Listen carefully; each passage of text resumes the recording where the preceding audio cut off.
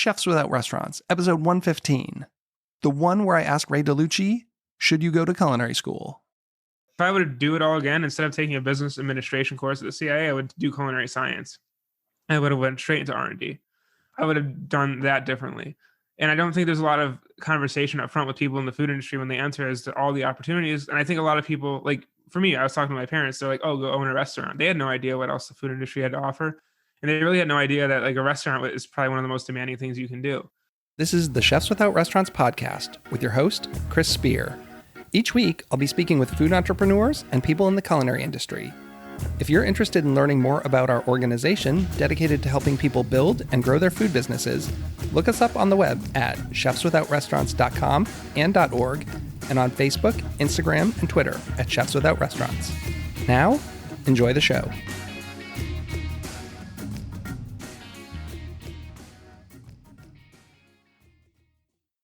Welcome to Chefs Without Restaurants. I'm your host, Chris Spear. On the show, I have conversations with culinary entrepreneurs and people in the food and beverage industry who took a different route. They're caterers, research chefs, personal chefs, cookbook authors, food truckers, farmers, cottage bakers, and all sorts of culinary renegades. I myself fall into the personal chef category as I started my own personal chef business, Perfect Little Bites, 11 years ago. And while I started working in kitchens in the early 90s, I've literally never worked in a restaurant unless you count Burger King or Boston Market. On this episode, we're joined by Ray Delucci. Ray's the founder of the Line Cook Thoughts community and host of the podcast of the same name. Ray recently left the restaurant industry and now works in culinary R&D and food manufacturing. You might have heard my full discussion with him last week. During our time talking, I asked him about culinary school.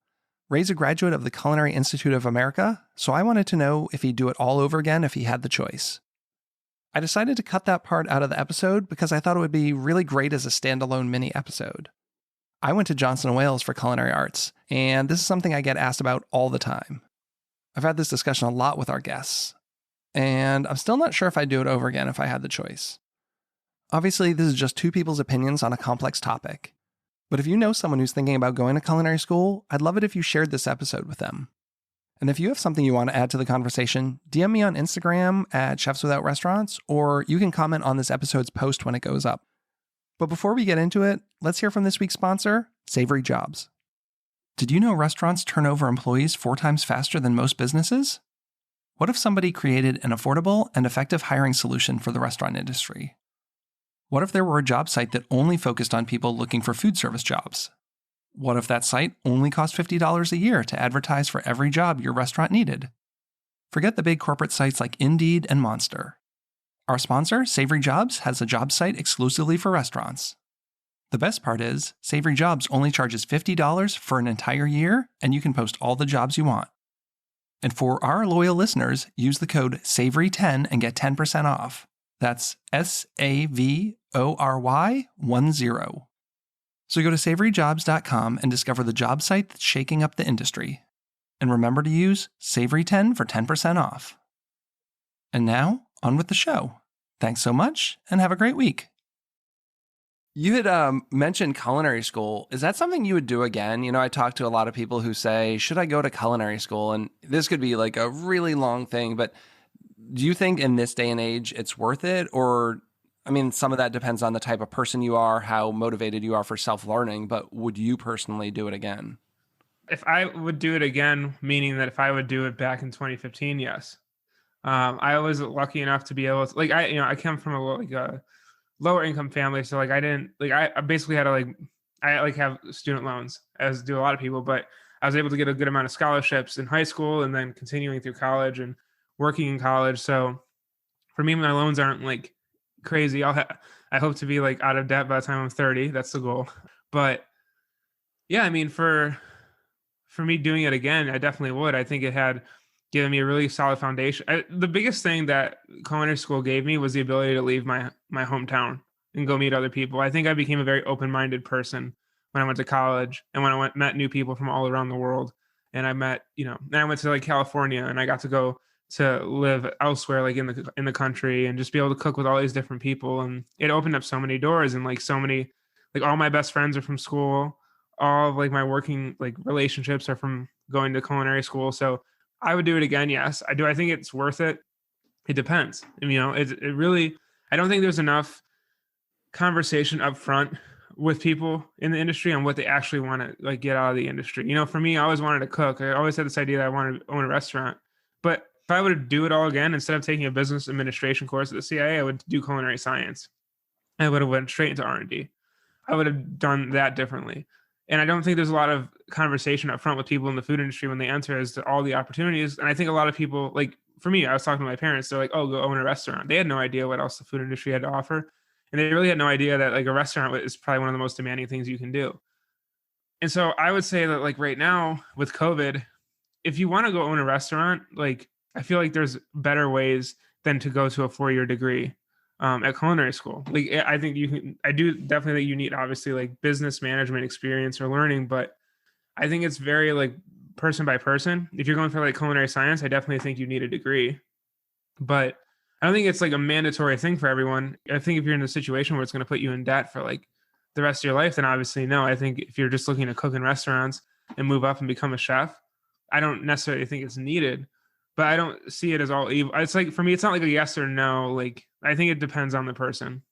Yeah. I mean, like for me, I came out with $404 a month for 10 years as my student loan repayment.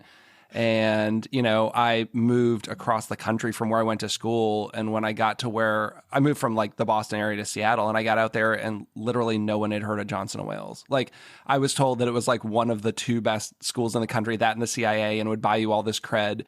And I come out with like this crippling debt, and I get out there and they're like, oh, is that a Votech school? And you're like, what? Like, should I have just started like working in kitchens and restaurants? Like maybe I should have gone to Votech High School, and at 18 I would have already been 2 steps ahead and just start cooking in restaurants at like 19, and I would have been ahead and wouldn't have had like $75,000 that I had to pay back or something. Yeah, I mean, I definitely get that, but that's the thing.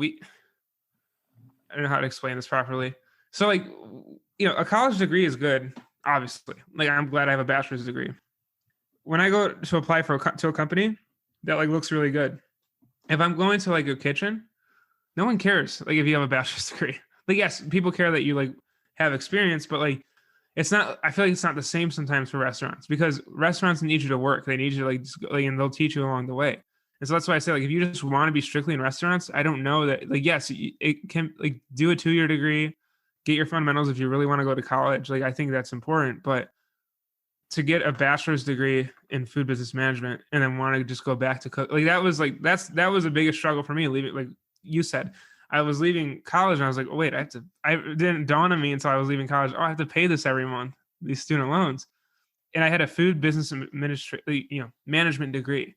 And so like my degree meant that I was going to be managing, and like, but what I thought I was going to be doing was line cooking. And so it's just like your expectation needs to match what you're putting your money into or what you're putting your time into to educate yourself. So I think that's like the biggest thing. And unfortunately, I don't think at 18 you necessarily even know or have those laid out. Like I worked for companies like Sodexo, right? And you cannot be an executive chef without a degree. Like they're a company that still holds that as part of their thing. Like I had a lot of people who came through the door with resumes, like when I was looking to hire people at the, chef de cuisine, executive chef level. And if they didn't have a degree, we just couldn't push them through the system. Like every once in a while we could vouch for them and would have to talk to corporate HR and say, yeah, but he's like 45 years old and he's been cooking for 30 years, but for the most part, that was like a no-go if you didn't have a degree, because, companies are still holding on to that. Like for me, I think I had a like interesting experience to where I went from like being a line cook to managing a restaurant within an 8-month period. And I definitely had a good support system, and I'm not saying like I was like, it was a struggle of learning how to manage, obviously, but I think there's this over like valued sense that like you need to cook for like 20 years before you can ever like, as in any other industry, people progress at different rates and they can go, and I'm not saying like I'm like the best cook ever. I'm definitely not, but I was able to manage effectively only having done it like 7 months in. Like there's definitely opportunities for people there. It's just being willing to like knowing where to look. And I think the whole culinary school question is too simplified. I think it really depends on what your goal is. And like looking back now, I'm glad I got the degree, because if the pandemic hit and I didn't have the degree, I feel like it would have been very difficult to find work outside of restaurants for myself. I know it's a very tough question, and there's like, it's very personalized, but I always like to at least get the conversation going because I get that question so many times from people, and it's like, well, kind of what are your goals, and start from there. Or parents will reach out to me, like customers, I'll go cook for them, like, oh, my son wants to be a chef. Should they go to culinary school? It's like, I don't know anything about you or your kids. That's like a very personal thing. I think another big thing, which I actually want to do a podcast episode about, is when you start in cooking, like you said, you're 18, you're 19 years old. That's how I was. And no, I've never lived on my own. I never like had to pay bills. I never had to like, you know, like I had to like pay my like car bill and like cell phone bill, but I never like had to pay rent. So when you like start out in food, you're like, I love cooking and I'll deal with whatever. You know, you have the attitude. I think that can be very dangerous for a lot of people in food because we automatically like just like, and I don't know how to break through to my 18-year-old head. Like, oh, dude, like actually, dude, like, no, you're going to want to like do things a little differently because this is actually going to be very hard later on. But this attitude when you get into the restaurant industry that it's like, oh, we'll just do whatever because we just want to learn how to cook. And I think that is like the biggest conversation for me is as people who've been in food, having a very honest conversation and maybe being like brutally honest and be like, hey, like, no, like you're not going to be able to make rent. You're not going to be able to pay your student loans if you go down this path. It's not all just about your passion. There's going to be actual like real world consequences to you just like following your passion without putting any thought into like your financial future. So yeah, I think that would be like a big conversation, even like besides culinary school, just anyone going into food. Go to chefswithoutrestaurants.org to find our Facebook group, mailing list, and chef database. The community's free to join. You'll get gig opportunities, advice on building and growing your business, and you'll never miss an episode of our podcast. Have a great week.